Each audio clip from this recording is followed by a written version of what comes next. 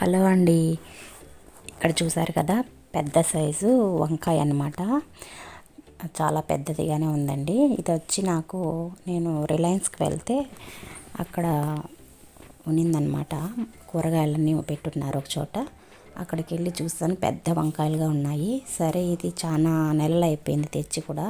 ఇది ఒకసారి మా పిల్లలకైతే చూపిద్దాం, పెద్ద వంకాయమ్మ పిల్లలకు చూపిద్దాము, చేసి పెడదాం ఒకసారి వంట అని చెప్పి అయితే ఒక 2 తీసుకొచ్చానండి. పెద్ద వంకాయలు మామూలుగా పచ్చళ్ళు అందరూ చేసే ఉంటారు. కాకపోతే ఈ వంకాయతో పచ్చడి చేయడం అనేది నేను ఇదే ఫస్ట్ టైం చేశాను అనమాట. నాటు వంకాయలు బాగుంటాయి టేస్ట్, మనం మామూలుగా చేసేస్తాము. కాకపోతే ఇది ఎలా ఉంటుందో అనేసి ఒకసారి అయితే ఇలా పచ్చడి అయితే చేశాను అనమాట. ఈ పచ్చడిలో నేను ఈసారి వచ్చి పచ్చని పప్పు దోరగా బాగా వేయించేసుకున్నాను అనమాట. మామూలుగా ఒక్కొక్క రకంగా చేస్తూ ఉంటారు కదా, నేనైతే ఈసారి ఇలా చేశానండి. సూపర్ టేస్ట్తో చాలా బాగా వచ్చింది. ఒకసారి మీరు ట్రై చేసి చూడండి. ఇప్పుడైతే దీనికోసం అయితే ఒక చిన్న కప్పుతో పచ్చని పప్పు బాగా మంచి వాసన వస్తూ ఉంటుంది కమ్మగా. అలా వాసన వచ్చేలాగా బాగా వేయించుకోవాలన్నమాట పెనంలో.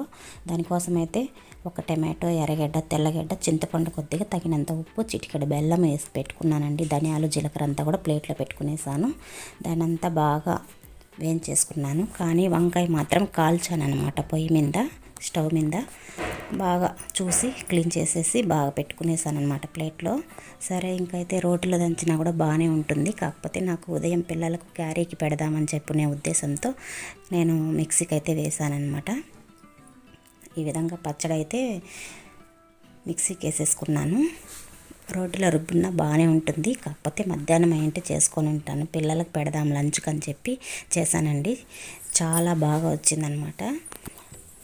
సరే, ఇంకా ఈ విధంగా అయితే బాగా మిక్సీకి వేసి పెట్టుకున్న తర్వాత కొద్దిగా బాండల్లో నూనె వేసుకొని ఆవాలు, పచ్చనిపప్పు, ఉద్దిపప్పు, జీలకర్ర, ఇంగువ కూడా వేసుకోవాలి.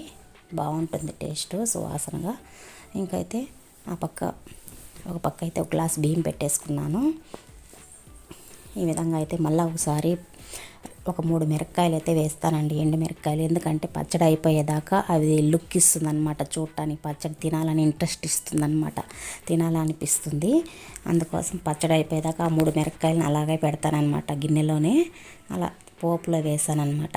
ఆయిల్లో వేస్తే కొంచెం అలా ఉంటుంది. మనకు కారం తక్కువైనా కూడా కారం అయితే దాంట్లోకి దిగుతుందనమాట.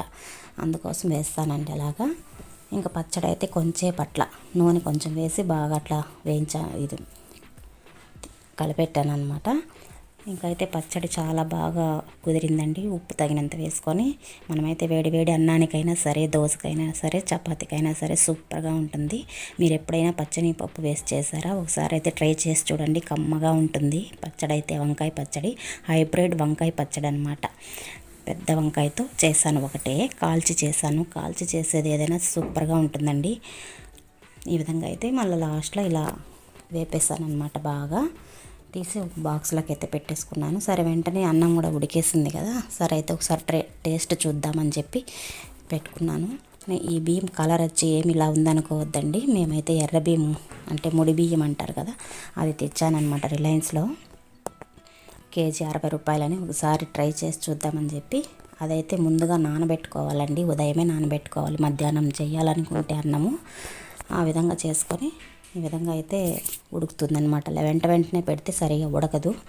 సరే, ఇంకా వేడివేడిగా అన్నం ఒక గ్లాసు వంచాను కదా, మొన్న మురుకులు చేశాను, అవి పెట్టుకొని ఒకంత పచ్చడి వేసుకుని వేడి అన్నంలో తింటే సూపర్ టేస్ట్, చాలా బాగుందన్నమాట. ఒకసారి అయితే మీరు ట్రై చేసి చూడండి. పచ్చడి కొంచెం అంటే సప్పగా ఉంటుంది కాయ అయితే. మనం తగినంత ఉప్పు, తగినంత కారం వేసుకుంటే బాగుంటుందండి పచ్చడి, చప్పగా లేకుండా. నా వీడియో ఎలా ఉందనేది చెప్పండి. మరొక వీడియోతో మళ్ళీ కలుస్తాం. బాయ్ అండి.